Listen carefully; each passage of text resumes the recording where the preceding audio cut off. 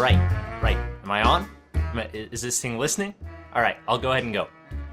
Hey guys, welcome back to the podcast. My name is Vinny McHarmenheimer Himmensnibblesnabble. I've been asked to by my good friend Anthony to introduce you to this week's Couch Side Correspondents Podcast. If you guys want to know a little bit about me, I'm a native-born New Yorker. If you mess with me, I will mess you up. And I just recently inherited a taxi empire, so I have to go get out real quick because I gotta go break some non-union scabs' legs to get him to cooperate. But this is great podcast, guys. You should really listen. If you do, I will give you discounts on all my wares, and I promise not to send my hypothetical crime family after you. But anyway, welcome back to the podcast. Is that good, Anthony? Can I go? Yeah, thanks, Vinny. You can get out of here. So, hi, guys. Welcome to the Couch Side Correspondents. We're back for another podcast. We made it to week 3. Woo! I'm Anthony Farmer. I'm going to be your host for this week, and I'm joined by a group of great people. I'm again joined by my wonderful co-host, Mr. Ricky. Why don't you go ahead and say hi to the people? Hello, the people. I'm not dead yet. Vinny's eyeing me from across the room. I don't feel great about this. Yeah, that's not a good sign. Yeah. Well, we also have a guest this week. His name, I'll let him introduce himself, but why don't you go ahead and jump in and say hi to our guests? Hey everybody, my name is Erit. I'm the guest this week, and have to say, Vinny made me very uncomfortable. Yeah. Vinny's a good guy. He only kills who he has to. But this week we got a lot of great content to go over. Hopefully we can make you guys laugh, make you cry, hopefully win an Oscar or two, and make a lot of money in the process. But with that, you guys want to go ahead and jump right into it? Get down to some Bijana? Yeah. So Vinny just walked out the door. That suitcase looks a lot like a Tommy gun. I'm not gonna lie. Yeah, don't use his name anymore. We may be liable. Couldn't he have gone with the stereotypical violin case for his stuff, not just that? I don't know, man. I'm not gonna question his methods. I think that's just how scares little me. he cares. He's probably pretty rich from all those taxis, so he can probably do what he wants. So, what you're telling me is he owns an empire of just Middle Eastern driving experts. Yep, it's basically slave labor. There's almost no difference. Hey, that's how America was founded, I guess. So That's true, on the backs of immigrants. Already getting really dark. But yeah, let's jump into it. Did you guys how was your week? How are you feeling? How are you guys doing? it was long, I guess. Yeah, you do anything cool? Anything of note? Worked. I got a raise. Worked? Hey, Yeah. that's good. Where do you work, Eric? I Our work- audience don't know you. I work at McAllister's Deli. Eat there. It's delicious. Yeah. Good advertising. You're a good employee, man. Yeah. If your boss listens to this, you are definitely getting a raise. I'm earning the raise I got this week, but yeah, got my roommate to work there. That's terrifying because maybe he'll be on the show and you'll understand why that's terrifying. Well, I don't know if you know this, but I know you work at McAllister's, and sometimes I'll come mess with you, and I'll dress up as a creepy old person and just stare inside the window as you work. I don't think you've noticed me yet, but now you will. Yeah. That makes me uncomfortable. We had a creepy guy come in today. He started hitting on one of the other workers while I was ringing his order up, and it made me really uncomfortable. His name wasn't Vinny, was it? Yeah, was it a posh New Yorker taxi cab owner? No, it was so picture your stereotypical very happy grandpa. Very happy grandpa. Got it. Hardcore meat and potatoes happy grandpa. Okay, so he's hardcore. He literally is meat and potatoes. Pretty much. Made out he of. had a lot of weight. Yep. And then layer on Gravy? creepy. Layer on gravy. a creepy gravy. Yes. Okay. Dripping and oozing with just the creep. Man, I'm picturing this guy and no, I don't think I'm picturing the guy. I think I'm just picturing a pile of mashed potatoes now. I can't stop thinking of it. I didn't eat. Picturing Pizza the Hut made of meat and mashed potatoes. It's not a good picture. Turn. May the Schwartz be with you. I had a weird week. There's been a lot of just weird experiences. One of them, since our last podcast, we experienced Halloween, and I definitely was walking over to one of my friend's house, and the weirdest thing happened, because the cops were patrolling around our campus, just making sure that, everybody's behaving and everything's cool. And this cop pulls, there's this guy on the opposite side of the street of me who's obviously drunk out of his mind. And I don't know if he was in costume or he was just so drunk to where he just, threw on a bedsheet and walked outside. But the cop pulls him over because he's stumbling and he's obviously drunk. And the cop's like, hey, are you okay? I'm going to have to, run some tests on you and make sure that you're okay to be out here. And the kid just freaks out. He starts sprinting in the other direction. And he gets about 4 feet away and he starts looking back and yelling obscenities at the cop. And he runs smack straight into a telephone pole. And I think I heard a crack and I hope it was the telephone pole because it might have been his skull. And he fell over and rolled into the ditch off on the other side of the road. And the cop just stood there confused. I didn't know I just kept walking. I didn't want any part in this. I didn't know if I was going to be a witness to murder or something, but hope that guy's all right. He had an interesting experience. Hope so too. Is there any chance it was Fishing Vest Guy? No, it wasn't Fishing Vest Guy. Unless Fishing Vest Guy drastically changed his appearance, didn't wear his fishing vest, and wasn't singing, so it's not very likely that it was. Unlikely. Yeah. Speaking of Halloween, since we're here, Outlast. Outlast, yeah. Playing Outlast was fun. And Ricky, we need you to come play with us and have Ken be your camera or be the movement. Yeah, for all our listeners who don't know what Outlast is, it's a video game that's it's called survival horror, but it's a horror movie that you have to make yourself progress through, and it's pretty terrifying. I don't consider myself a sissy when it comes to horror, but that game has probably made me come close to pooping my pants. I almost broke my knee because of that game. I almost broke your knee because of that game too. Anything happening in the life of Rick? Well, no. No? So, this podcast, we skipped a week. We skipped last week. It's true. Because on the Friday of last week, I went home and carved what was quite possibly the last pumpkin in all of Cheyenne. I say this not only because it was the last one in the last store that was checked for pumpkins, but also looking at it, you can understand why no one would have wanted this pumpkin. Aww. But, dude, all pumpkins deserve to be brought home. But my folks brought it home because it was so sad looking there, and I carved freehand for the first time a nice. No, we got an artist here. Into it. Yeah, I don't know about that, but that was good. That was good. In the meantime, speaking of doing things of note, wait, before we move on, I just have to know, what did you carve in your pumpkin?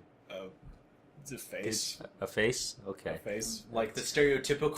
Did you go into was it someone's specific face? Was it a code? Was it scary face? No, Was it wasn't. Face? It wasn't notable. Was it meat and potato face? No, it was not potato pumpkin head. That's the stuff nightmares. Was it that guy who ran into the telephone pole's face? Because it probably just looked like a pumpkin at the end of that. It only had 4 teeth, so maybe. But that's good. I like to think not. With your whole description of that, though, the last pumpkin, I'm envisioning a dramatic movie, and that's the title screen that rolls in. Pumpkin. The last pumpkin. And it's a time. It's a race against the clock to carve your pumpkin before Halloween ends. And it's also a heartwarming drama coming out next year. Something like that. But anyway, next Halloween we'll film that. What were you going on to? Well, before I was so rudely interrupted. I'm sorry. Speaking of doing things of note, I got my new phone. A week or so back. What type of phone? I got the Galaxy Note 4. And, how was that? It's wonderful. A lot of people say that they think it's much too big for them, but I don't know. I think it's great. It's got a screen that's higher resolution than my computer or laptop screens. Dang. It's got a camera resolution as high as my DSLR. And it can make you peanut butter and jelly sandwiches. You're darn right it can. So what you're telling me is you're not an Apple fan. You don't like the Mac or Apple products? That's correct. I'm not an Apple fan.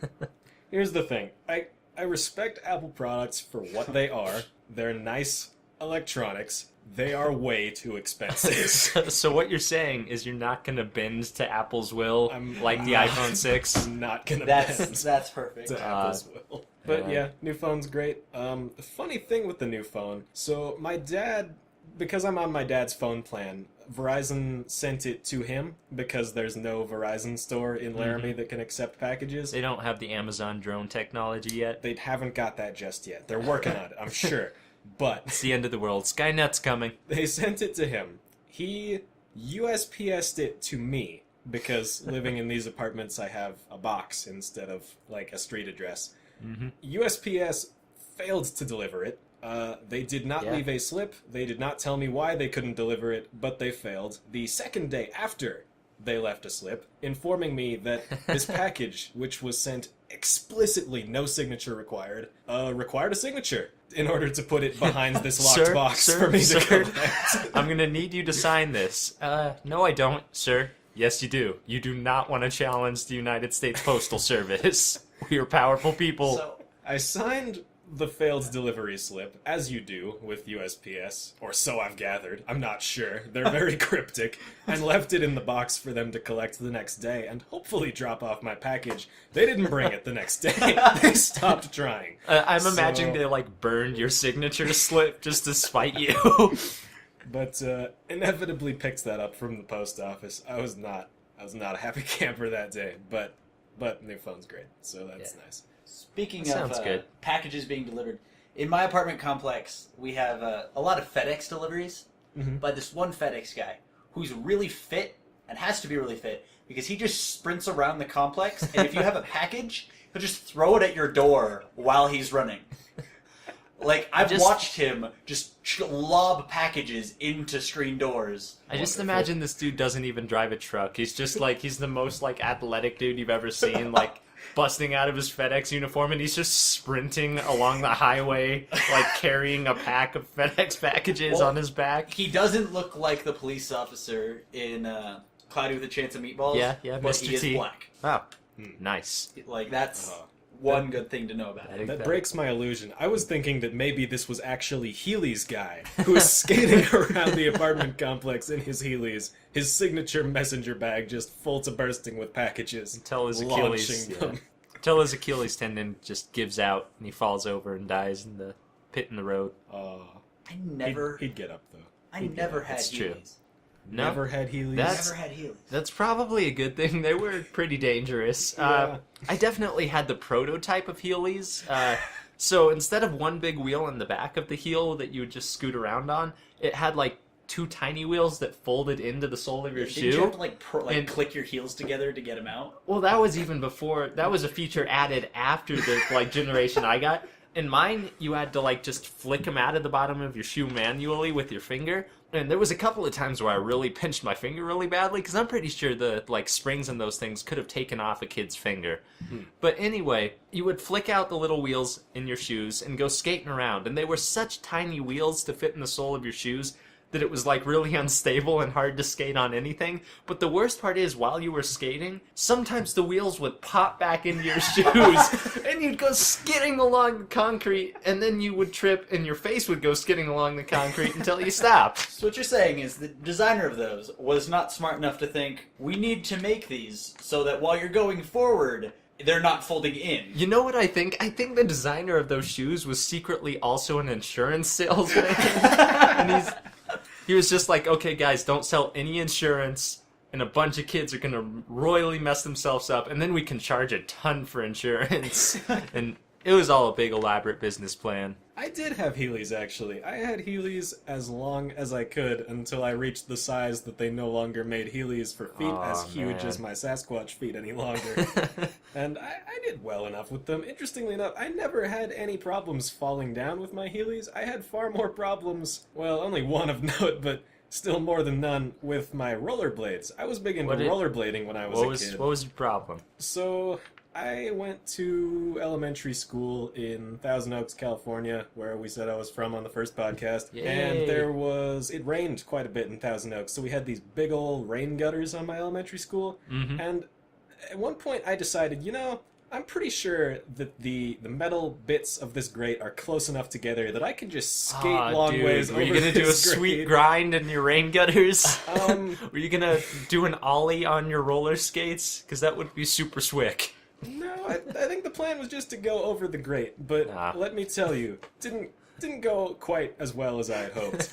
The wheel was actually about the same size as the space in between the metal bits. Does not sound like it's going to end well. Yeah, my skate fell quite promptly into the rain gutter. I fell face first onto the concrete, except luckily it wasn't actually face first. I fell onto my wrist, sprained it, and... Ow. It was the only time I've ever sprained and or broken anything, which is to say I've never broken anything, but I sprained my wrist that one time. The brightest thing out of all of this, though, is that we can cash in on it and make a children's rhyme. Yeah. Do like the Itsy Bitsy Ricky. Skated in the water spout. Wow. Stuck got the skate, and all of his teeth came out. I don't know. I'm working on the fly here. That was pretty good for on the fly. I don't know if that's going to catch on. Same thing. It's not going to catch like your skates. What were you going to say, Eric? Same thing happened to me last year while I was on my longboard. I was riding down the sidewalk, and on a longboard, you can go over like a vertical bump as long as it's like under 2 inches, I think. Mm. And there was one that was about half an inch, and I was like, I can definitely ride over that. Speed is definitely a factor in going over these bumps. You can't be going a very low speed, because you hit it, you don't have the momentum to go over, then you get launched like 10 feet and land on your wrist and end up breaking your wrist that way. Sounds like a very painful physics lesson. It was, but Newton's third law is true. That's true. I like to think that we could be rocket power. You know, I've got rollerblades. Eric's got a longboard. Anthony, you have a scooter. yeah, I got a scooter somewhere. No, I'm gonna go just totally out of the box here, and I'm gonna use a boogie board on land. I may take a lot more time to get places than you guys, but I'm gonna look stylish while doing it. That's gonna be fantastic. Ricky and I skating along, Anthony just standing on the sidewalk. I'll be there soon. I'm just waiting for a wave, guys. Hold on. Anthony, you've got to promise me that you will not only ride the boogie board on land, but do so in your Spider-Man suit. Yes. Oh, that's yes. True. Oh, that happened since the last podcast, too. Yeah, now I have to talk about that. Yes, you do. So, being the weird person I am, audience, I own a Spider-Man suit. And this isn't even like a cheap Halloween costume Spider-Man suit. This is like a full-on real Spider-Man suit that no self-appreciating adult should own. But I own one. And the Halloween rolled around, and I decided, hey, it's Halloween, there's an excuse to be weird, and people already know I'm weird on campus, so why not? So I definitely decided to wear my Spider-Man suit around, and this was Friday, so class was still going on, and I'm like, yeah, I'll wear my Spider-Man suit to class. So I definitely went to class in my Spider-Man suit, started off in my class of biology, and I just nonchalantly walked in, got a few high fives, a few hey Spideys, felt like a celebrity, it was pretty cool. But then I sat down, no big deal, and I just started taking notes. And then this kid right beside me asked the question to the professor, and keep in mind this is a big class, like a lecture-sized class, so there's like 100 students in like an auditorium type thing. And the professor was answering his question, and then he stopped, like really like quizzically, just looked at him for a few seconds, and then said, "That's Spider-Man sitting next to you." And I definitely got a bunch of people to cheer, and I waved, and felt like a celebrity again, and that was awesome. And then on the way to my next class outside, I was walking around, and there was this kid who was dressed up in a full bear costume, and I definitely had a pretend battle with a bear, and that was pretty great. And a few people took pictures. It was awesome. Probably scared some potential friends away, but that's okay. I got to battle a grown man in a bear costume. But yeah, it was awesome. And to those of you who are potentially considering getting a Spider-Man suit, first of all, don't do that. It'll ruin your social life. But second of all, just a warning, wearing spandex all day really chafes your skin. It's a bad experience. So, if nothing else, this is going to sound really weird, but bring lotion. Yeah, but Spider-Man suit was fun. Definitely had fun with that. Definitely partied around in the Spider-Man suit, so that was a fun experience. So, I wanted to say, before you talked about, like, if you're thinking about getting a Spider-Man suit, the best part about my day on Halloween was the fact that before class, people were gossiping about Spider-Man walking around campus, and I instantly knew it was you. Because I had told you about my Spider-Man suit beforehand, but I didn't think you would do it. I totally. And then everybody was like, "Yeah, I saw Spider-Man today," and I was like, "You know what? That's it." Makes me mad though. People were upset that I was wearing tennis shoes. I was upset you were wearing tennis shoes. They were like, Spider-Man doesn't wear tennis shoes. You know what? Spider-Man wears tennis shoes because there are pebbles all over the ground that stick into your feet and really hurt. Okay, but I also wanted to comment. We started this podcast with a pretty broad audience. Like, we didn't really specify it down. Mm-hmm. But the, like, speed at which you narrowed the audience down to people who want Spider-Man costumes was fantastic.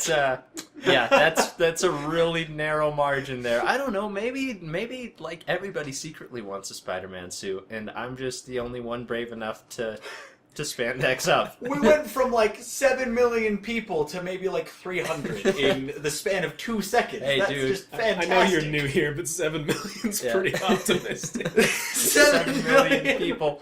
If we get 7 million views, I will wear a Spider-Man suit for the rest of my life. If you guys get 7 million views, I'll do the Ghost Pepper Challenge. Yeah. Well, on your channel. We're gonna do that eventually. It's gonna happen. And I better be part of it. Yeah, we got a friend. Rim said that he had access to ghost peppers, right? I think so. He's either growing them or knows someone who grows them. We have a friend named Rim. Like Remington Cooley, the third. He goes REM, like the band, and he definitely said he has access to ghost peppers, which, if you don't know, are pretty much the hottest peppers on Earth. Actually, they're the second hottest, but they're the hottest peppers you can get your hands on. So, and people can't see like us, which is probably fantastic. But when you said it's the second hottest, you made a 4 with your fingers. Which really just confused everything. It's the second hottest. Whoops. Oh, man. Yeah, the reason we don't have visuals yet is because the audience just couldn't handle my smothering good looks. Maybe next episode. Too many hearts explode. Yeah, you keep telling yourself that, Casanova. Hey, Spider-Man gets all the ladies. You and your what's your what? What's your sand? What's my sand? I didn't bring any sand today. Why? I thought we were gonna have like a beach party in here.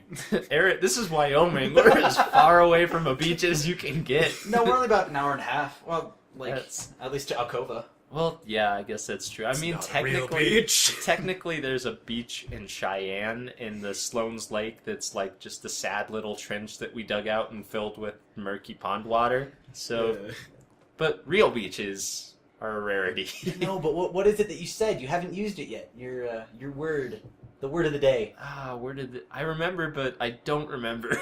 Wow, and you said you were going to use it in the podcast. Ah, dang it. I guess Ricky and I won that one. You're a kook. Oh no! You brought that back up. I am glad. I am glad that's back. Yeah, that's the word of the day. I like you using kook. It's kook. Things are gonna get kooky real fast. So racist. It's not racist. You kook. I know, but like to the audience listening, I could be black, and you could be like throwing some weird racial slurs at me right now. Yeah. But you're not black. You're a kook. You want me to bake you some cookies? Oh, wow. Yeah, We've been going on this first segment for 25 minutes, and we haven't touched any of the subtopics. We touched things we did this week. Like, we talked about that. Sort of, yeah. We got into, like, people running into telephones, and we got into Heelys somehow, which is not really what we did this week, but... It's fantastic. It's something.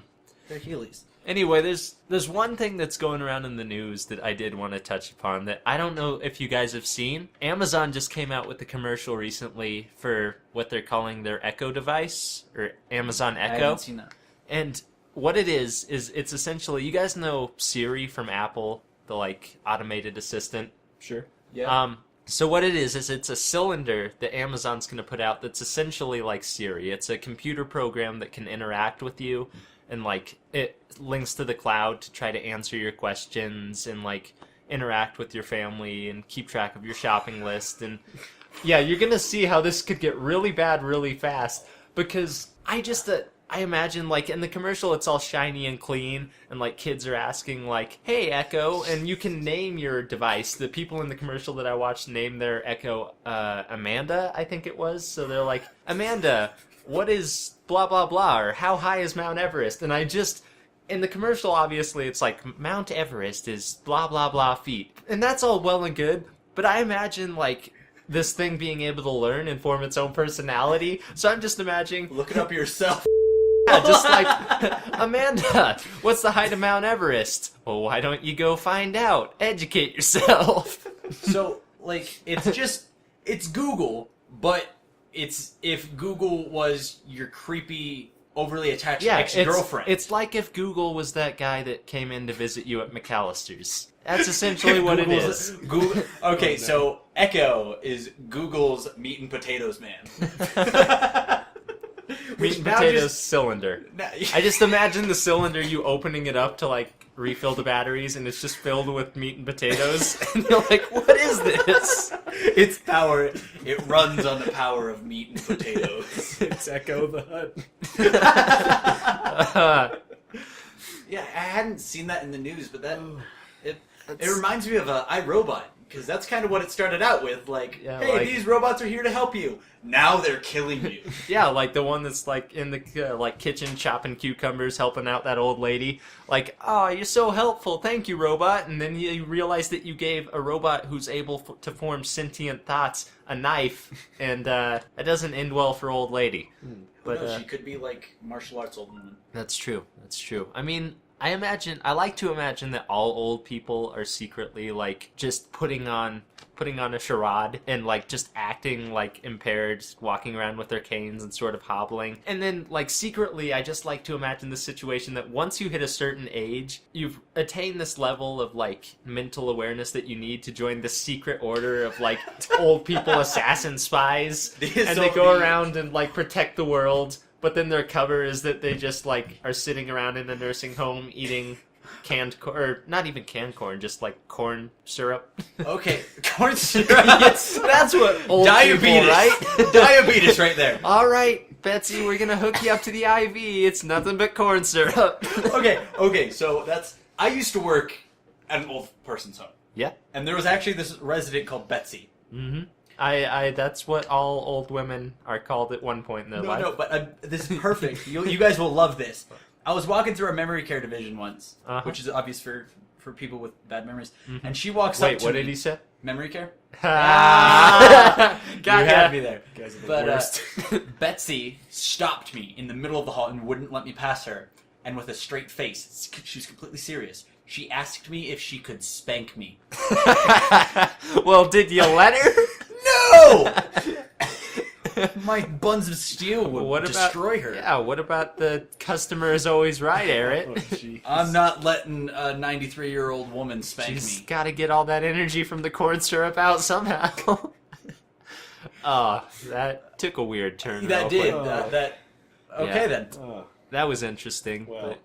But while you were talking about the like secret league of assassin old people, it just made me think of like an old person in like an Ezio costume, like parkouring through like New York, murdering people.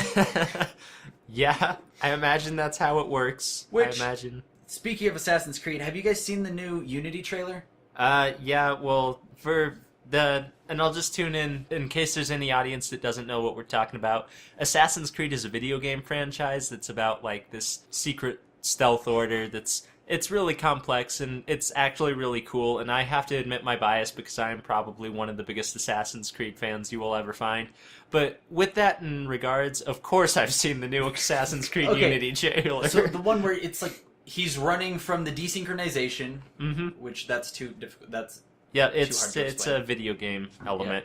Yeah. And he ends up climbing the Eiffel Tower. He goes from revolutionary France to World War II Eiffel Tower. Yep. Instantly, and is fighting off Nazis all of a sudden. What are your thoughts on that? You know, I think it could be fun. I hope it's like a side activity, because I like a little bit of goofiness mixed up in my games. He's doing something off camera that just really threw off my train of thought. Eric, stop it! Sorry, There's a good thing we don't have visuals because you would not be able to get that out of your head.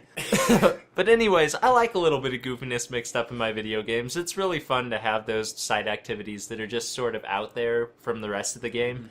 That being said, it still has to be well done, but being an Assassin's Creed fan like I am, I haven't not enjoyed an Assassin's Creed game yet, so I'd imagine that it'll be fun. You know what's really good? Like, this is really odd that these are actually linking very well, but what's really good at topic levels was GTA 5 because of the weird, hey, smoke this pot, and now you're fighting aliens. Yeah, or zombies or some weird thing. Yeah. Those were one of my favorite sets of missions. Yeah, in the Grand Theft Auto 5 game that came out, I think it was last year. A year ago. Yeah, like almost a year ago. They had side missions within the game where, in case you don't know, Grand Theft Auto is a very not PG game. So there's definitely a mission where you go and this guy gives you some medical marijuana, obviously. Obviously it's medical. Cannabis, and sir? Cannabis, yes. It's all about dat hemp. 420, blaze it up. But it's a very different thing. But anyway, this guy gives you some drugs, and your character smokes them, and he has a subsequent battle with some aliens. So that's fun. But yeah, it sort of reminds me of that, which I thought those missions were fun. Yeah, it was goofy. I like those. And back to GTA 5, have you seen the new first-person camera angle that they're introducing for the next-gen release and the PC release? They're releasing the new GTA 5, and basically, I thought it was going to be just a remaster of the game, that they're going to release it with some new textures, but they've really gone all out and not completely redoing the code, obviously, but completely adding more polygons in, doing high-res textures, adding in a ton of new animations. So it's a really good thing, and I'm looking forward to the game. Hopefully it'll be really fun. Ricky, do you have any thoughts on the new games coming out? I don't know.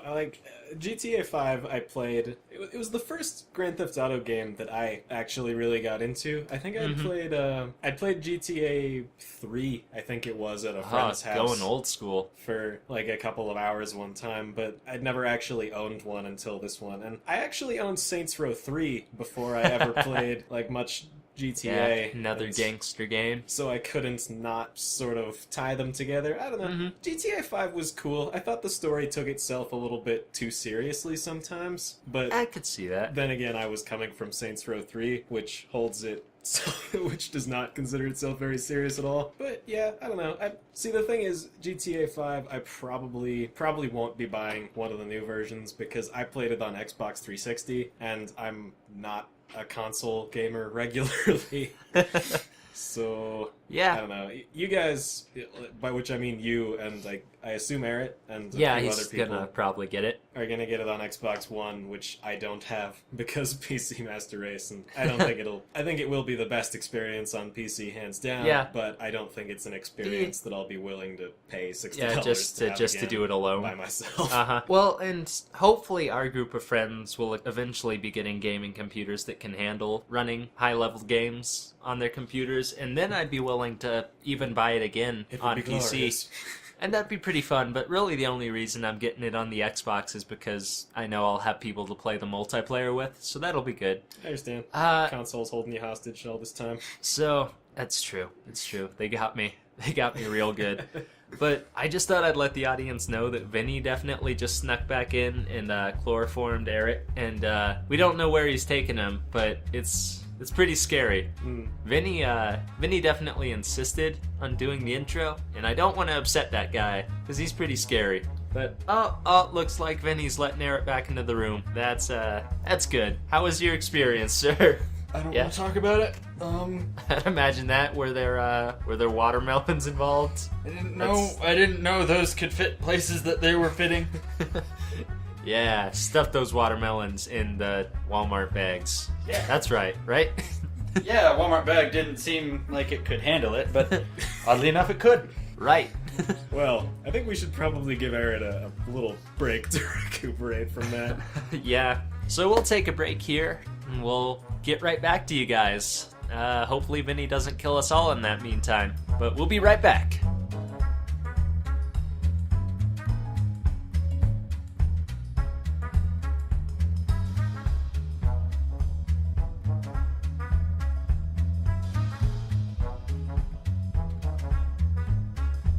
Hey guys, welcome back. It's time for another mini segment, or as I like to call them, nope, not doing that anymore. It's gonna get annoying. But today our mini segment for you that we're gonna say mini sequence. He was gonna say mini sequence, guys, because they sparkle. But anyway, we got a mini segment. Wait. I'm new to this. Yeah, I need some background on this because these mini segments that we do, I definitely mistakenly called them mini sequences once, and it just sort of stuck. And I don't want it to stick. So we're doing a mini sequence. Mini segment. Mini sequence. All right. Mini sequence. Anyway, what we're bringing you guys today is another literal movie translation, because that was so much fun the first time. So I'll explain the rules for you guys who are just now joining us. But basically, me, the host, I'm going to take a well-known movie, a movie that most people have seen, and I'm going to explain the plot, give a plot synopsis, in language that's very, very literal, to the point where it's very awkward sounding, and it's hard to distinguish what the movie actually is, but not to the point where you can't recognize the movie. And after I give this whole spiel, my guests here, my co-host and my guests, are going to go ahead and give their best guess at what they think the movie is that I just described. So, without further ado, let's go get into it. Bozo McScars manipulates his colleagues into office homicide while stealing from Boomstick McBanker. Meanwhile, a traumatized man-child who idolizes cave rodents takes down a Russian dog trainer and his partner with some strange infatuation with farmyard plush accessories. Bozo looks to ice the mayor's new golf buddy, Pretty Boy, who likes smooching with recast love interest of Rodent Man. Rodent Man tracks down a Chinese accountant while breaking international laws. Bozo really likes Rodent Boy. A semi flips. Golf buddy gets burned. Bozo and Gargle voice talk. Recast dies. Bozo wants a cell phone. Not so Pretty Boy collects coins. Rodent saves boats by hanging Bozo upside down. Not so Pretty Boy falls off a building. Motorcycle shot. The end. Alright, so you guys got any guesses as to... I know exactly what that is, but I haven't... we'll go ahead and let Ricky go first then. Wow. Again, we don't have any video for this, but the blankest of expressions on my face throughout most of it. It's inspiring, actually. Reminds me of my math test on Thursday. I'm not sure that I've seen this movie, but... I would be surprised if you haven't. I'd imagine you've seen it. We at least talked about watching it before. Did we? We've talked about seeing this movie. Alright, well, give it your best guess. My best guess, shot in the dark, because I haven't seen it. I'm gonna shot in the dark. It's a pun. I'm gonna throw out Scarface. Scarface. Alright, well, I can't tell you if you're right or wrong. Eric, you got a guess? I was really thrown off at first. But oddly enough, the recasting of love interest. That's what pinned this one off, and I don't know how. All right, well, what do you got for me? Dark Knight Rises. Yeah, well, Dark Knight. That's right, that's right. It's the Dark Knight, second in the Dark Knight trilogy. It's definitely one of my favorite movies ever. I haven't seen it. You haven't seen that movie? I haven't seen any of the Batman movies. We are watching the trilogy at some point. I have a question. What's up? Farm plushies. Farm plushies, yeah? That threw me off. I don't know what farm plushies are like. Farm plush accessories, scarecrows. Yeah. Oh, you get it now. Okay. There's definitely a part in the movie where he takes down Scarecrow and a couple of Russian mobsters. There is. Okay, I get it. But yeah, oddly enough, the recasting of the love interest is what was. I was like, oh, okay. I don't really know how. Yeah, going through. I can see Scarface sort of out of that. Mm-hmm. It's Russian mobsters. Say hello to my little batarang. We need to invest in something like that. Al Pacino, are you doing cocaine? Swear to me. I think guys, I think we got the actors on these movies mixed up. Dang it! It was definitely Pacino who played the Joker, right? Too soon. You know what? He did a good job. It's okay. It's okay to make fun. That threw me off. Ricky, who's how did you do that? Our local tech expert. Tech sex? Ricky's our tech sex. Anthony, what do you guys do on the other podcast that I wasn't part of? Little behind the scenes there. I was reordering the docs and the recording and a little cuts note, and accidentally brought up the arrow window interface. Stop doing that. Stop How do you do that? Stop it. Can you do that on Windows 8? That totally shut off my brain. I completely lost all train of thought. Man, the fourth Was that wall impressive is to you? shattered right now. Because I thought only Apple could do that.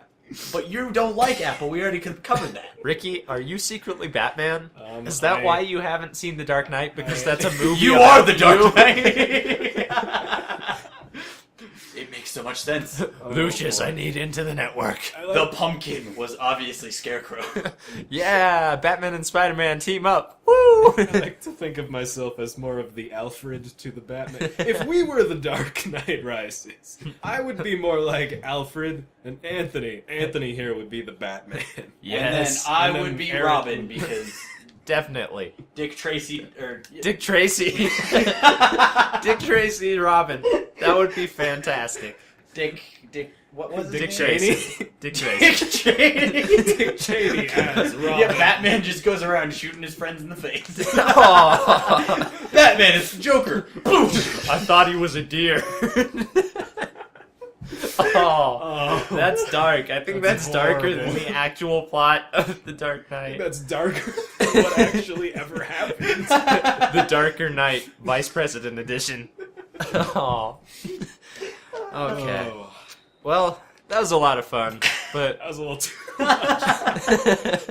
that wasn't too much fun for the person Dick Cheney just shot. That was just the right amount. Now he has to apologize for it, though. Oh, Those are dated jokes. Yeah. Those are old. the only other time a vice president got away with killing someone was freaking Aaron Burr. I don't even know who that is. Yeah, history reference for all you nerds out there. Long time ago, second vice president under Adams. Okay. But yeah, that went off the rails. But we'll be right back with you guys. Hopefully that was fun. Dick Cheney, don't listen to this, and if you did, I'm We're gonna not have sorry. to. Yeah, I'm gonna have to go into hiding. I love you, Dick Cheney. I'm not a deer. We've got Vinny to protect us. Do we? Do we though? I mean he's very good when it comes to Walmart bags and watermelons. Watermelon. All right, Vinny? Vinny, back up, man. I'm don't. sorry. We don't got no problems. Uh-oh. But audience, we'll be right back. We got to deal with this.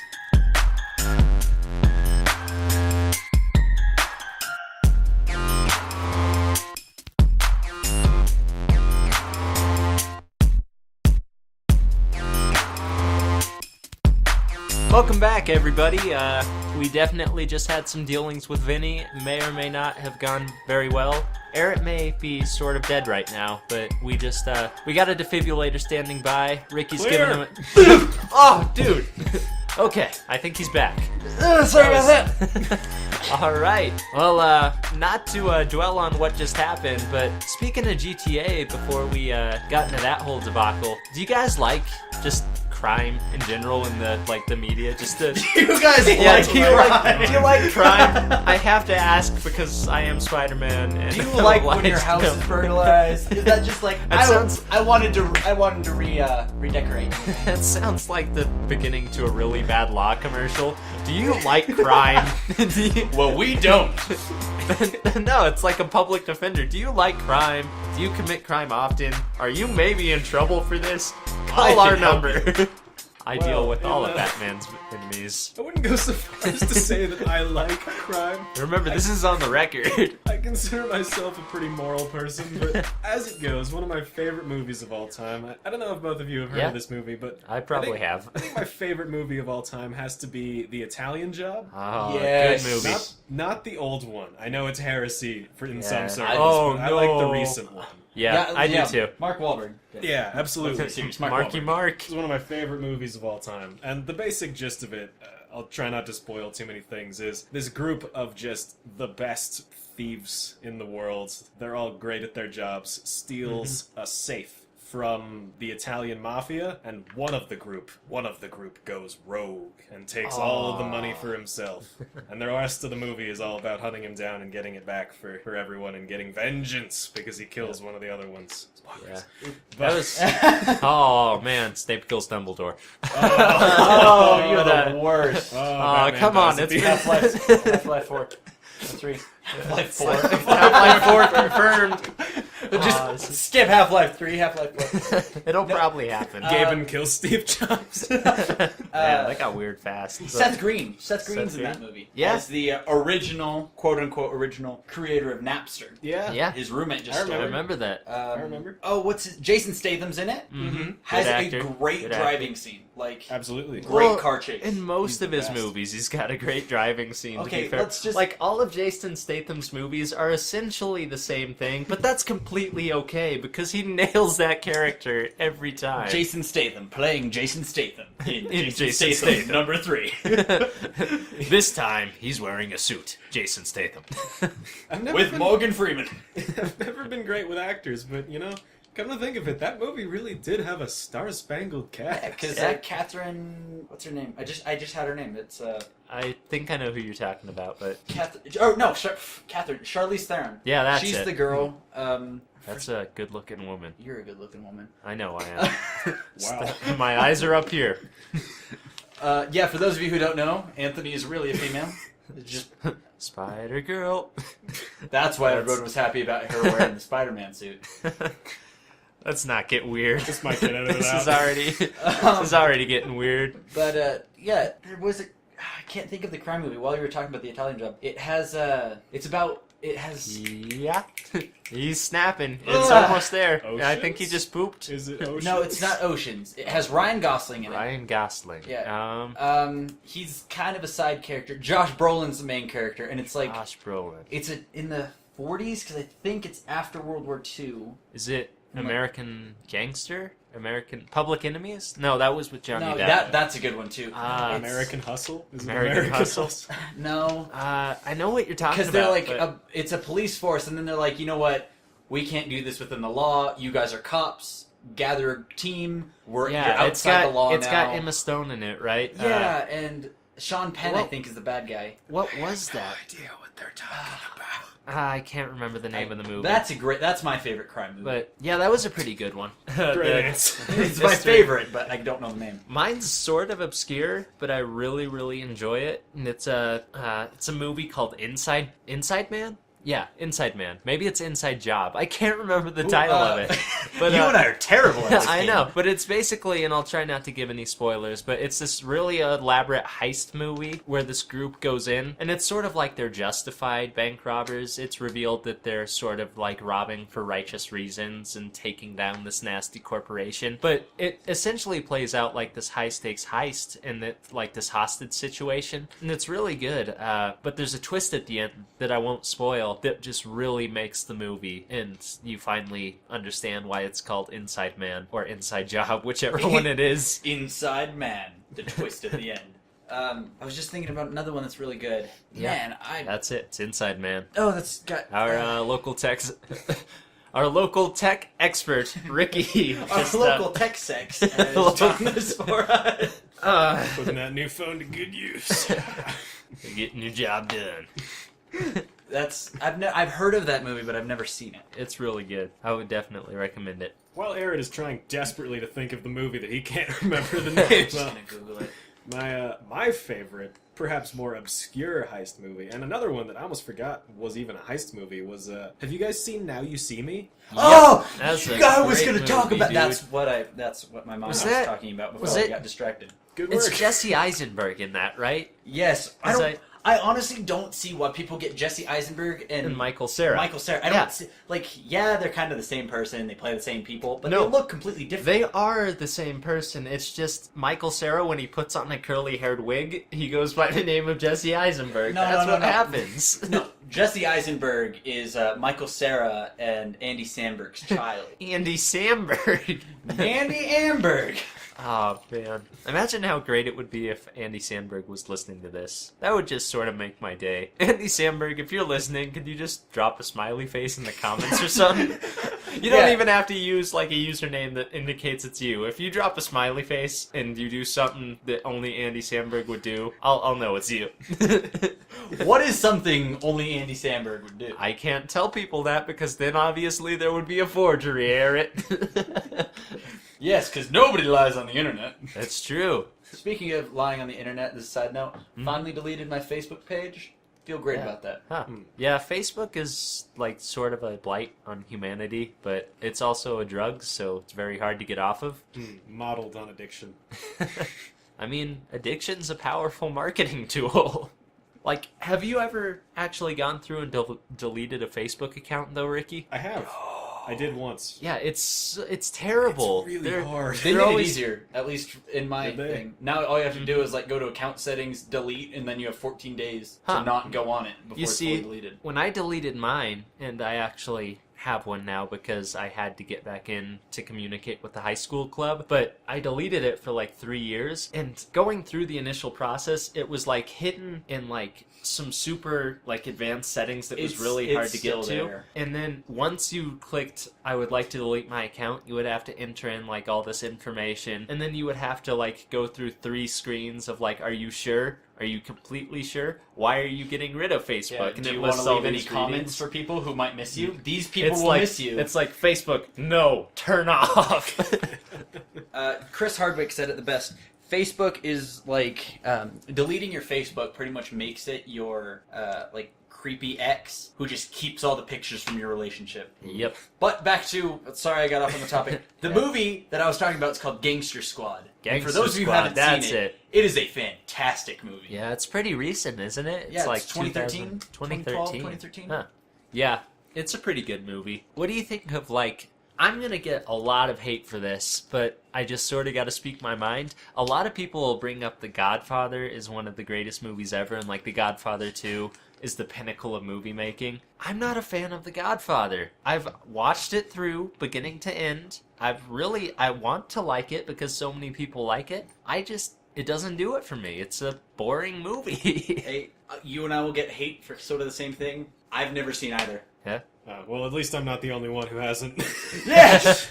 Okay. I've wanted to see them for a long time, but I've just never taken the time to sit down and watch them. I watched it through because I like the cultural references. I think it's a good thing to have because it allows for like poking fun of it at points. But the movie itself, it's a well-made movie and it's really well written, but something about it just makes it so that I can't enjoy it. I don't know what, but yeah.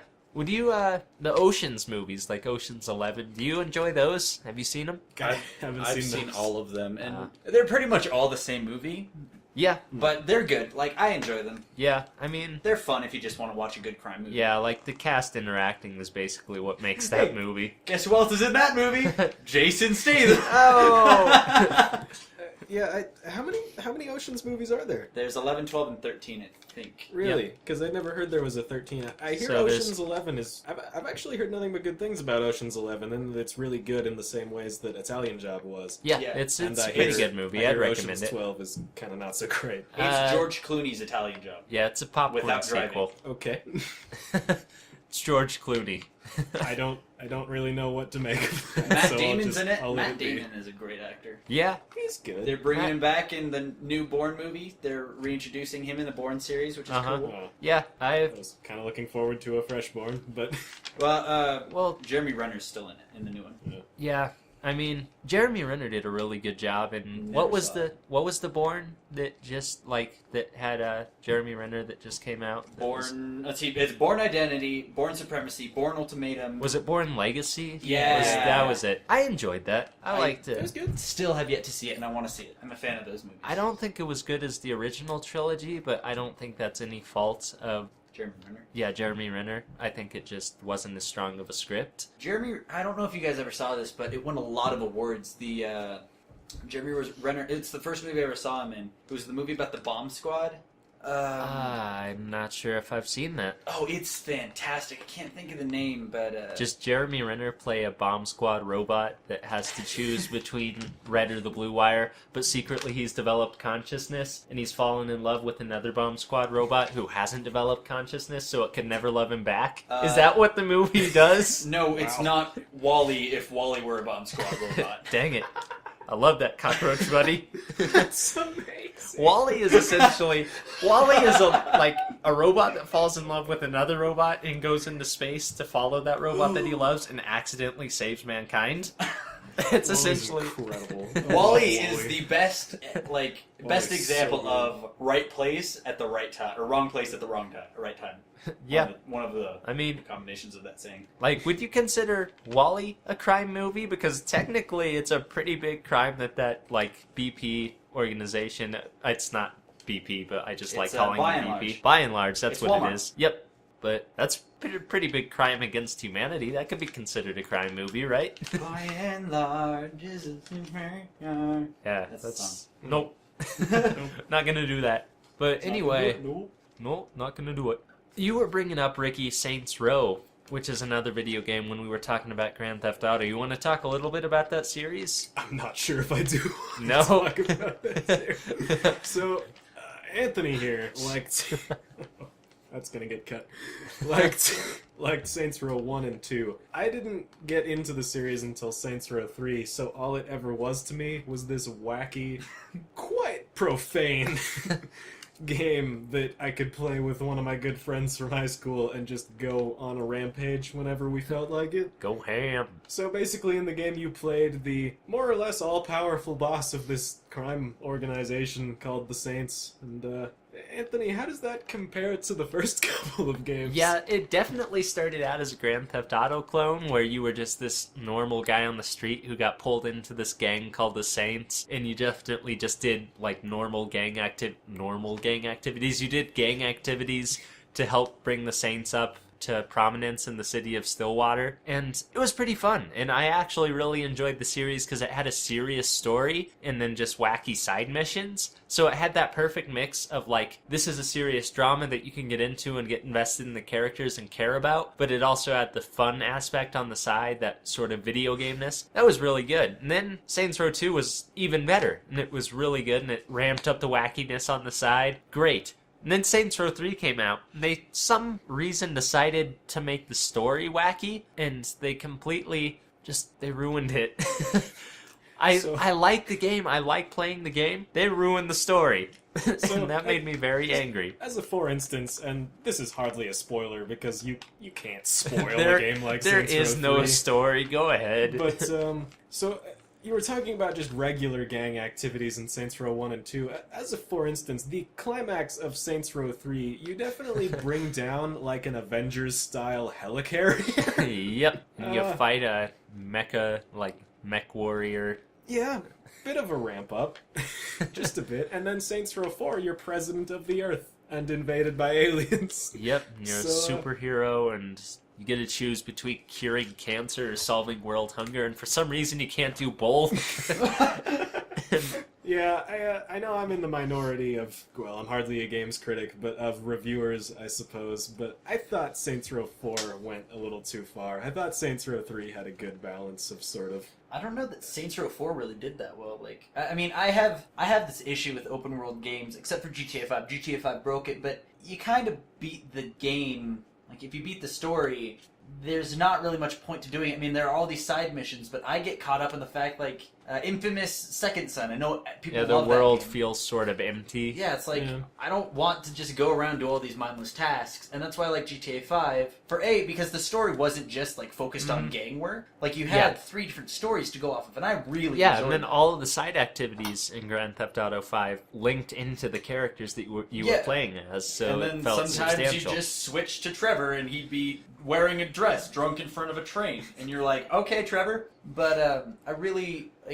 GTA 5 is the first open world game that has the replay value that I enjoy in video games. A game that really did that for me was Red Dead Redemption, and that's also a game made by Rockstar, and its side missions, there were some that were goofy and some that were sort of pointless, but they're all sort of narrative side missions. Like, they're not just go here, collect this. They have a point, and whether or not you care about doing those is sort of subjective, but within the open world, it feels like it's living. It feels like the characters in it actually have their own lives, and they do their own thing, and what you do matters, but the world could go on without you. See, I got lost way too much in Red Dead, but I also had the Undead edition, so it's just all zombies, and I...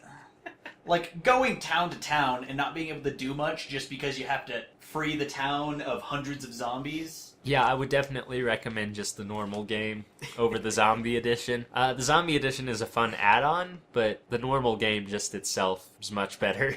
I don't know, I guess the zombie kind of ruined it. Mm-hmm. And then they tried to do all these, like, Red Dead, like, spin-offs of the game. And as far as I know, they didn't do that well. Yeah, I didn't even check any of those out, so can't comment on that. See, I've got to disagree with you. I really like open world games, and I have for a little while. Not as far back as I'd like to think, but you know who does open world games the best, though? Undeniably. Bethesda. Bethesda. See, those open world RPGs are phenomenal. But, yeah. like, open world, like, you beat the main mission, and then it's just, like, side activities, like, collect this, collectibles. Yeah, it's definitely I can't do those, like... It's definitely a trope they can fall into. Fallout so they series, have to... that's my favorite of Bethesda, and I know that I'm kind of in a minority with that, because everybody's like, ooh, Elder Scrolls, they've been around longer, they're the best, but...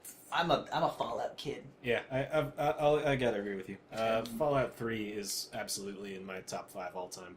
Definitely. Fallout's great, but I am one of those that Elder Scrolls is better. See, and Elder that's Scrolls just comes down to like just preference and setting, just the type of game. Yeah, see, like I recently got it back into Skyrim, and like that is just a classic game. I'll always love it, but I really love the dystopia, apocalyptic wasteland, and Teenage Wasteland. And you know that's actually one of the reasons why I liked. I know it's a pretty uncommon opinion, but I liked Fallout 3 better than Fallout New Vegas because I thought Fallout 3 did atmosphere magnitudes better than New Vegas could.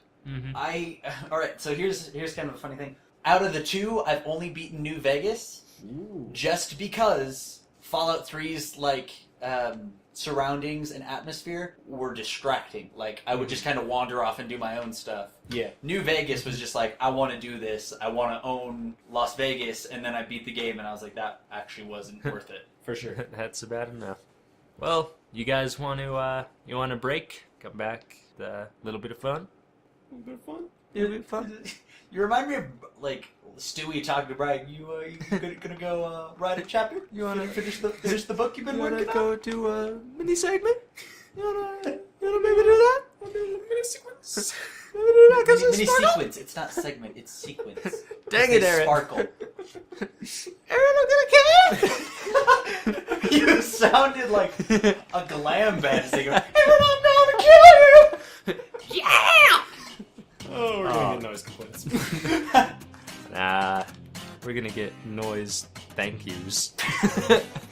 Alright, we'll be back with the audience. With the audience? With the audience.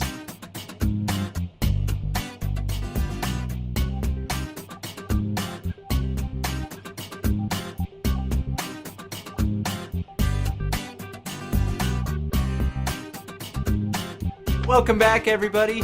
We're back. We're gonna do a mini segment. It's gonna be fun. You're gonna laugh, maybe cry, learn something about yourself, and maybe just touch the heart of a young orphan in need. But anyway, the mini segment that we got going for you right now is what we're calling Terrible YouTube Comments. So the name of the game, I'll go ahead and explain it to you, is what I do is I go and I scour the YouTube comments. It's a dangerous world out there, and I wouldn't recommend it, but I scour the YouTube comments for a YouTube comment that either 1, confuses me, 2, makes me laugh really hard, or 3, just makes me question the path that humanity has chosen and how long it'll take for us to just completely destroy ourselves. But we'll take that YouTube comment and we'll just play around with it, and we'll try to figure out what it means, or we'll try to, apply who actually said this and describe their life, and we'll just have fun with it. We'll do something. But anyway, the YouTube comment that I went around and I found, and I don't even remember what video I found it on. It was in the dark corners of YouTube. I would not recommend going there. We're good at it. But yeah, we'll probably get there. But anyway, the comment that came up was, the next statement is false.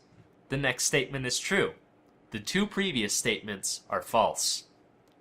And it had nothing to do with the video, and that was all the comment was. But it really made me, wonder. And at first I thought, okay, that's just nonsense. But then I started really thinking into it. And is this a paradox? Or does this make sense? So again, the first sentence is the next statement is false. The second sentence is the next statement is true. The last sentence is the two previous statements are false. All right. Does either one of you want to jump in on this? Ricky, you're smart. Well. No. Ricky, you're smart. Don't do that to me. Don't put me in that position. Okay, then I'll go first. All right, you go first. So, the next statement is false. Uh-huh. When I first heard that, I was like, oh, this guy's trying to be cool. The next statement is true. I was like, but then the previous statements are false. So that means you have to pretty much take the inverse. So the next statement is true. The next statement is false. The previous two statements are true. Because you're going to end up changing the... So yeah, it goes, next statement is false or true. That's how it would change it. Mm-hmm. The next statement is false. Mm-hmm. And then that would have to change the next one to the previous two statements are true. That's essentially the route that I took. Essentially, when I was looking at it, when I read the last sentence, I say, okay, that's the most important one because you have to apply it to the first two. So, in saying that the two previous statements are false, that means the first sentence, which was the next statement is false, says the next statement is true. So if the next statement is true of the next statement is false, or is true, then that means that, yes, the next statement that follows the next statement is true. But the last statement also says that that one is false, so it means that the second sentence should read the next statement is false. So, the previous statements are false would not be true. It would mean that the previous statements are true, but that is fulfilled because the two previous statements, when they were flipped to the false, were true in of each other. And I think it might be a paradoxical loop, but I can't quite tell. I think the person was trying to make it a paradoxical loop, but it closes itself with changing them all to the negative, inversing all of the things, because it was the next statement is true, the next statement is false, previous two statements are true. Oh. Yeah, that's what makes me wonder, because if the next statement is supposed to be false for the second sentence, caused by the last sentence saying both of those are false, then that would mean the last statement would have to read the two previous statements are true. But considering that those are true and that we just read them, they fit together. So I don't think that is a loop. I think it does close itself. So the way that I've started to approach this problem, I've been thinking about it this whole time. From a computer science perspective, this is a really useless logical exercise. But from a discrete structures perspective, I can't explain to you what discrete structures is, but yeah. I've been creating a truth table of these three statements. Truth and it table. seems to me that the first time through there isn't any problem. Because if the first statement is true, when you begin and you read through, if the first statement is true in saying that the second statement is false, then the third statement can't be true. All right, for the first two statements. So this is assuming that we're starting at the beginning and discounting that the last sentence says that they're both false because they've already been affected by the first two sentences. Yes. Okay. So if you read through beginning to end, the first time you get to the third statement, it has to be incorrect. Which, all that means is that the first two statements, they can't both be false. Mm-hmm. Alright? Assuming that for the third statement to be true, both of the preceding statements have to be false. The third statement is false, as is fulfilled by the first statement saying that the second statement is false, and therefore the third statement can't be true. I think I follow what you're saying. I follow what you're saying. So, it's not a loop, it's just garbage. Yeah, a little bit. To me, anyway. If you don't read through beginning to end, if you're like Japanese or something... I solved the mystery. Oh, no. Well, we just got kind of racist. Hey, man, that wasn't racist. You're that a kook. That was my voice, you kook. You bunch of kooks. So I wanted to loop this back. When you introduced this segment, you were like, we're going to talk about what the comment means and the person's life. So I started focusing on the person's life because I don't think he ever in his wildest dreams thought, I'm going to write this. And a couple days later, 3 guys in a room are going to have a debate about what this truly means. I'm going to impact someone's life. I think that he was thinking exactly that, and that was the purpose behind the comment. I think that he knew exactly what he was doing. He knew that we would find it and debate it? Mm-hmm. I think secretly the writer of this comment is omnipotent, and he was like, I'm going to plant this here. I'm going to plant this seed and see what it grows into. These 3 guys are going to find it and talk about it on their podcast. You know, I was thinking about that too, and at first I was thinking, what if Eric did this? What if he posted this comment? What the heck? But what would make that even weirder is this comment's like 3 years old. Eric, I will be in someone else's room with them typing, and we'll debate this. No, but then I got deeper with it. I like how your voice has changed since that time that you. I go from this to this. Actually, somebody started thinking, what if it's Vinny? At work today, someone told me that I have a voice for radio, like that I should be on radio. So it's actually kind of weird that we're doing this. Mm-hmm. But yeah. Have you going off of the omnipotent power planting the seed? Have you ever just gone around and like planted your seed or your thought? That could get really bad really quick. Or we're just going to leave it like that, and then like, in the future, let's see what this does. Yeah, like I've done that before. You photobomb a picture, and you're like, someone will look back at that remembering this day and be like, but the gold thing is that you don't want to know what happens. You just want the satisfaction that you know that it's going to cause some sort of reaction. No, but like I always want to know what happens. Like, I frequent Comic-Con in Denver, and I always photobomb pictures just awkwardly. And I want to know, like, what do people think when they see this non-dressed up kid just, like, peering over Hulk's shoulder with a seductive gaze? No, one of the coolest things that reminds me of that I've done is I took a trip to California at one point, and there was definitely, we were on the beach, and the message in a bottle washed up on the shore. And it was, it was a pretty nice bottle, so it's not super old pirate map or anything. But I open it up, and it's a Polaroid photo. And essentially what it is it's a photo of someone holding another Polaroid photo, and that's a photo of someone in like a earlier time period holding a Polaroid photo of another person. And it's like this really long chain of people who have like been taking their pictures and putting this into that. So, long story short, I had to walk around and find someone with a Polaroid camera. So that took a long time, but I finally found it, and I took a picture of myself holding the photo like everybody else, and I put it back into the bottle, and I corked it up real good, and I threw it out into the ocean. And I don't know what happened, if anybody has found it since, but that was one of the coolest things. So, 2 things. At any point were you like, this is probably just all happened today, and it's just a bunch of people throwing the same bottle and washing up on the same beach? I definitely went out to the pier and chucked it as far as I could, so I think I got past the tide coming in. And have you ever seen that type of stuff and just like had that thought in your mind, like, I could really screw everything up and just stop it? No one else will have the pleasure of doing this. Eric, that's evil. You're like a Saturday morning cartoon villain. Like, I imagine you wearing a cape and a top hat with like a handlebar mustache. Wait, you mean like he is right now? Yeah. I mean, that's what he's my doing. Irish alter ego that wears that stuff. I don't know that stuff today. Nice. I have an alter ego. I don't know who he is because every time he comes around, he knocks me out, and I wake up. I don't know what he does. Don't want to know. So I have a question. Yeah? When was the last time your alter ego knocked you out? Actually, I am my alter ego right now. I have just confused Eric beyond belief. So wait.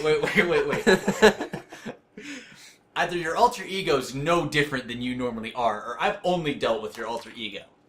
Maybe. Or my alter ego is so good in impersonating my normal ego that maybe you have met and maybe you have not, but that it can confuse you into thinking that it's my normal ego and that it's my alter ego trying to gain intel on my life so as to replace me. Okay, so 2 things. A, what's the point? Like, what is the point of an alter ego? You don't know my motivations. And 2, do you know exactly what you just said, or were you just like, I'm gonna let words flow out of my mouth and hope they confuse him even more? That's essentially what I did. Okay. It worked. I have no idea where you went with that. Good. We'll break for lunch. We'll come back, talk with you guys. Have fun.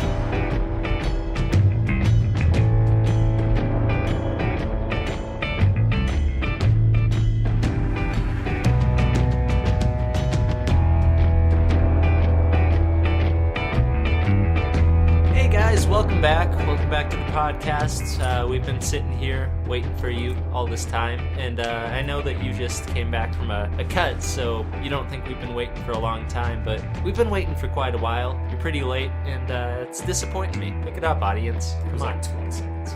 I grew a beard. It's true. 20 seconds. It's really impressive. It was terrifying. Like, it just sprouted out. I told him to stop and it grew faster. It was like one of those Play-Doh things where it just came out. What you didn't notice is the hair on my head shrank as it's just like passing through my face. It's just the cycle through, and it goes into your belly button and feeds back into the loop. Oh, it's terrifying. I never need a haircut. But it is. No, you should probably cut your hair if it's doing that. I always have hair sticking, like hair connecting to my belly button. You have to cut a hole in your shirt to let it through. Ah, that was weird. But anyway, I hope you guys have had as much fun as I have been having on this podcast. He's the only one who ever. Yeah, it's true. These guys are sort of here, not of their own free will, but because I got Vinny to stick them in this room. Yeah, well, someday you'll learn to love, just like Wally. Wait. So you're telling me we have to love to have fun? What is this? That's not what I signed up for. Garrett, I love everybody. Even your weird freaking belly button hair. But yeah, it's definitely been fun. You guys want to throw anything in the end? Real quick plugs or anything? As a footnote, I would like to thank Kevin MacLeod over at Incompetech.com for providing all the music that will be used in this podcast. Yeah, he's a rock star. He's a great guy. If you guys don't know, he's got royalty-free music over his website. It's great. Check it out. Eric, you want to plug anything? Say anything to the audience? I would like to thank you guys for having me on. I'd love to be on again. Maybe next time I'm on, I'll have something to plug, because as of yet, I have a channel, but nothing posted, so you can't really do anything to it. So, plug for a future plug. That's nice. Yes, I'm plugging for the future. Metal plug. But yeah, I'll go ahead. That's really close to like implosion. I just imagine Eric just like sucking into himself at the belly button beard. Well, why do you think I'm not actually plugging my channel? If I were to do that, I would be gone. That's true. That's a really weird thought. The button beard would devour me. The previous statement is false. It's gone so far off the rails. Okay, well, I'm going to let my friend Vinny back in, and he's going to go ahead and close us out. Vinny. Yeah, boss? You can go ahead and come say bye to the people. Don't tell me what to do. Fine. Alright, guys. I'm Vinny again. I'm back. I just fed some homeless orphans because I secretly have a heart of gold. But I hope you guys have enjoyed this podcast. Be sure to tell all your friends about it, or I will find you and charge you extreme fares that you cannot possibly hope to afford. Join the union. It's always good to have new members. Go drive a taxi. It'll make me some money. Hope you guys have had fun, and we'll possibly see you next week, the next episode, whatever. Anyway, have a good day, and Vinny McHimmenheimer Stupel Dupel McGee, we'll see you later. Bye!